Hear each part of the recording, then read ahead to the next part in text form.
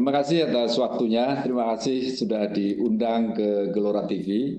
Eh, saya kira ada beberapa dan banyak pertanyaan-pertanyaan tadi yang bukan Duta Besar Indonesia yang harus menjawab. Kita semua sudah mendengarkan perspektif dari Duta Besar Suriah di Jakarta.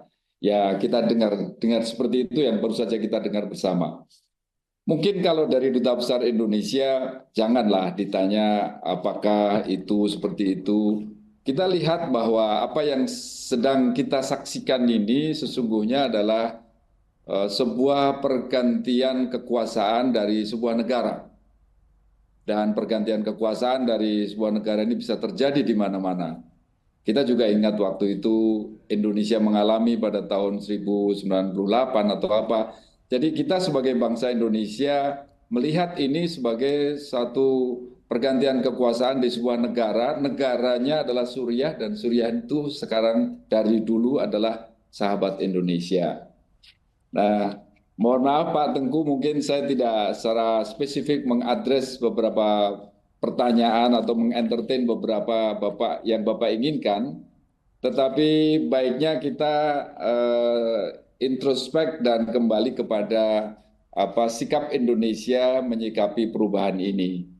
Saya kira sudah disampaikan oleh Bapak Wamenlu kita, Pak Dr. Anies Mata, tentang bagaimana sikap Indonesia.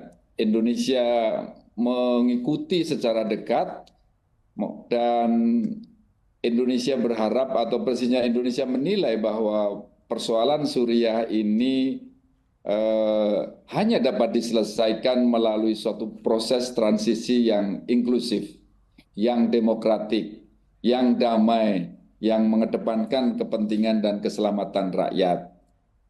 Tentu itu semua dengan tetap menjaga kedaulatan dan kemerdekaan serta keutuhan wilayah Suriah. Ini penting untuk kita jadikan pedoman bersama bahwa inilah yang akan dilakukan kita semua sebagai bangsa Indonesia melihat perubahan ini. Mengomentari beberapa hal secara internal mungkin bagi kita bangsa Indonesia lebih banyak hanya sekedar pada retorika. Lebih baik kita sampai pada suatu tahap di mana apa yang bisa kita lakukan, apa yang perlu kita lakukan sebagai sahabatnya Suriah. Pak Tengku dan teman-teman sekalian dan para hadirin, saya ingin highlight bahwa persahabatan Indonesia dan Suriah itu sudah terbangun sejak awal kemerdekaan kita.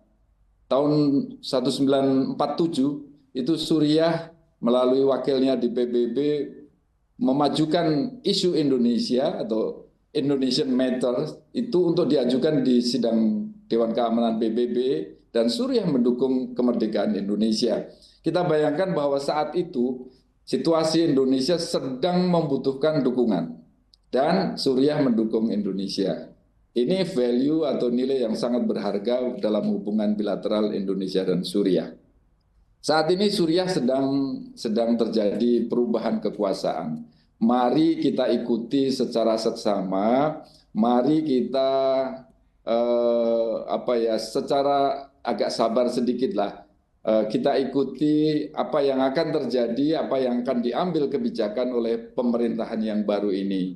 Kita berharap persahabatan Indonesia dan Suriah tetap terjaga dan menjadi dua negara yang saling bersahabat. Mungkin ada beberapa pertanyaan yang selama ini disampaikan media kepada saya, yang bisa juga saya share di sini. Pasti tanyanya, Pak Dubes, bagaimana situasi Damaskus sekarang? Siapa tahu nanti Pak Tengku juga menanyakan. Ini saya sampaikan bahwa setengah jam sebelum kita siaran ini, saya berkeliling kota, melihat jalanan di kota Damaskus. Saya bisa katakan bahwa 98% kehidupan masyarakat sudah normal. Toko-toko sudah buka, transportasi umum sudah mulai berjalan, dan masyarakat sudah keluar bebas, tidak ada hambatan apa-apa. Nah, saya kira itu yang bisa saya sampaikan sebagai harapan saya sebagai warga masyarakat Indonesia dan Kepala Perwakilan Republik Indonesia di sini, dengan pemerintahan yang baru ini persahabatan tetap terjaga, bahkan dapat terus kita tingkatkan di kemudian hari. Sebagai perwakilan asing yang berada di Damaskus, tidak sendiri saya, ada banyak perwakilan asing yang ada di sini. Perwakilan asing berharap semoga premis perwakilan asing dengan pergantian kekuasaan ini tetap terjaga aman. Dan alhamdulillah sejauh ini premis Indonesia di Damaskus dalam keadaan aman. Warga negara Indonesia yang ada di Suriah, tidak hanya di Damaskus, sejauh ini dalam keadaan aman, tidak terlaporkan terdampak apapun dari peristiwa ini. So, Pak Tengku, mungkin lebih baik kita tunggu sebentar lah diskusi-diskusi tentang apa yang terjadi. Oke, tetapi ada baiknya saya kira lebih bermanfaat untuk menunggu sebentar dan kita mencari peluang untuk memberikan manfaat bagi rakyat kedua negara. Ya, Terima kasih.